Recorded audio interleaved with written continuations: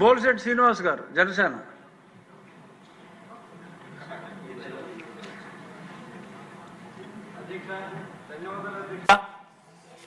మరి తాడేపూడెం కాన్స్టిట్యున్సీలో కాకుండా 3 కాన్స్టిట్యున్సీల్లో ఈ ఎర్రకాలువ అనేది ఉంది అధ్యక్ష. ప్రతి సీజన్లోనూ దాదాపుగా 15,000 ఎకరాలు మునిగిపోతుంది అధ్యక్ష. దానికి కోట్లాది రూపాయలు ప్రభుత్వం డబ్బులు చెల్లిస్తుంది రైతులకి. కానీ రైతులకి మనం ఇచ్చే డబ్బు కంటే కూడా వాళ్ళు పండించే దాన్ని వాళ్ళ ఇంటికి వెళ్తే దానివల్ల వాళ్ళు సంతోషిస్తారు తప్ప మనం ఇచ్చే 1,000-2,000కి వాళ్ళకి ఏం రాదు అధ్యక్ష. కాబట్టి దానికి మొత్తం అంతా రిపేర్ చేస్తే 10 కోట్లు అవుతుంది అధ్యక్ష. కానీ 10 సంవత్సరం 7 కోట్ల నుంచి 9 కోట్ల రూపాయలు మురిగినప్పుడల్లా మనం డబ్బులు ఇస్తాం అధ్యక్ష. మరి కాబట్టి గౌరవ మంత్రి గారు కూడా లాస్ట్ టైం చెప్పడం జరిగింది మా జిల్లా వాసులు. మరి ఖచ్చితంగా దాని మీద దృష్టి పెట్టుకుని ఈసారి అయినా సరే దానికి డబ్బులు శాంక్షన్ చేయవలసిందిగా నేను కోరుతున్నాను అధ్యక్ష. అదేవిధంగా లో లెవెల్ మిడ్ లెవెల్ కెనాల్స్ ఉన్నాయి అధ్యక్ష. అదే ఏలూరు కెనాల్ ఉంది అధ్యక్ష. ఎక్కడా కూడా అవన్నీ సిల్ట్ తీగ 7 సంవత్సరాలుగా అన్ని మురుకాలలో తయారైన అధ్యక్ష.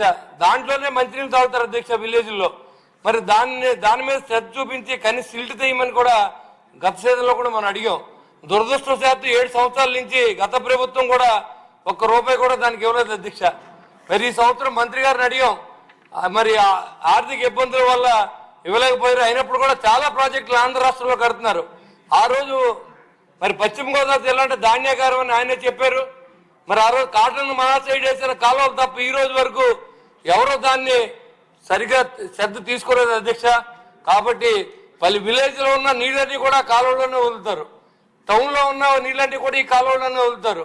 దీని పరిరక్షణ లేదు, దాన్ని సిల్ట్ తీసే బాధ్యత లేదు. చాలా టౌన్లు కానీ పల్లెలు కానీ దానిలో మంచినీరు, తాగునీరు, సాగునీరు కూడా వాడుతున్నాం అధ్యక్ష. దానివల్ల రోగాలు పాలవుతా ఉన్నారు. ఈ ఎర్రకాలం వచ్చినప్పుడు రోడ్లన్నీ పోతూ ఉంటాయి. ఇప్పుడు ఇప్పుడు వచ్చిన మేము 14 నెలల్లో కూడా ఏ రోడ్లు కూడా మనం వేసుకోలేకపోయాం అధ్యక్ష. కాబట్టి ఇవన్నీ కూడా మంత్రి గారి దృష్టికి వెళ్ళి ఈ సీజన్ అయినా ఈ వేసవికాలంలోనైనా మాకు ఈ ఎర్రకాలను బాగు చేసుకునే విధంగా ఈ 3 కెనాల్స్ ని సిల్ట్ తీసే విధంగా ఆదేశాలు ఇవ్వాలని చెప్పి ముఖ్యమంత్రి గారికి చెప్పి మరి నిధులు కేటాయించాలని చెప్పి రామారెడ్డి గారిని మిమ్మల్ని కోరుతున్నాను అధ్యక్ష. Thank you very much. ధన్యవాదాలు అధ్యక్ష.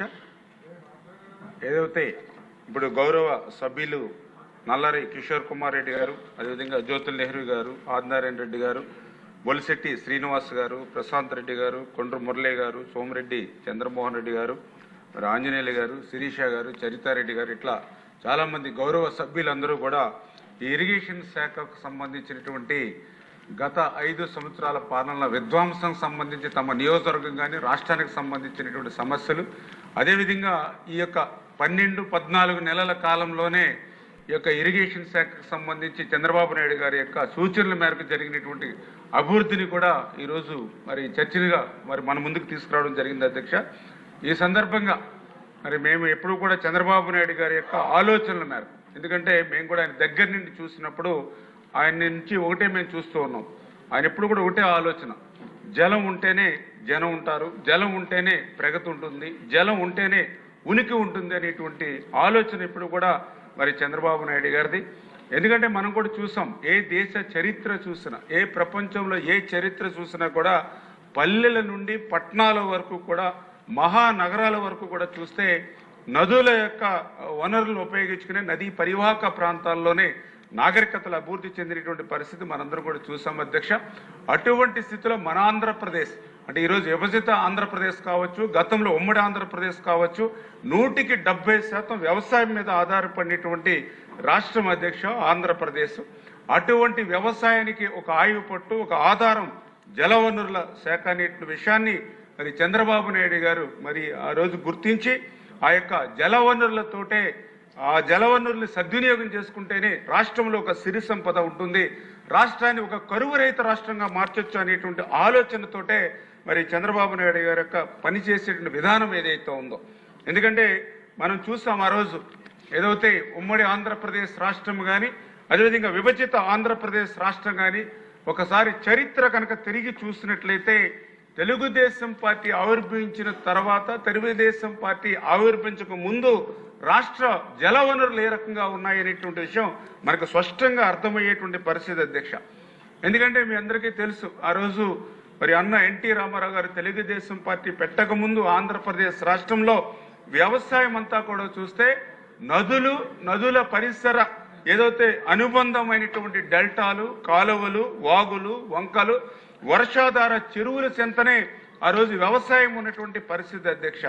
ఆ రోజు చూస్తే వ్యవసాయం సంబంధించినటువంటి విస్తీర్ణం కూడా చాలా పరిమితంగా ఉండేటువంటి పరిస్థితి అధ్యక్ష.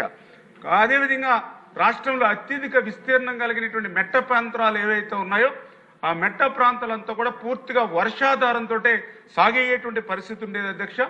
దాని ఫలితంగా వర్షాలు తక్కువగా ఉన్నప్పుడు కరువు రక్కసి కోరల్లో ఆ రోజు రాష్ట్రం కానీ రైతులు కానీ చిక్కుకున్నటువంటి పరిస్థితి. మరి ఇదంతా కూడా తెలుగుదేశం పార్టీ ఆవిర్భవించక ముందు ఈ రాష్ట్రంలో ఉండేటువంటి పరిస్థితి అధ్యక్ష. తర్వాత తెలుగుదేశం పార్టీ వచ్చిన తర్వాత ఆంధ్రప్రదేశ్ రాష్ట్రంలో మరి ఏదైతే వ్యవసాయం కానీ ఇరిగేషన్ కానీ చరిత్రే మారిపోయినటువంటి పరిస్థితి అధ్యక్ష.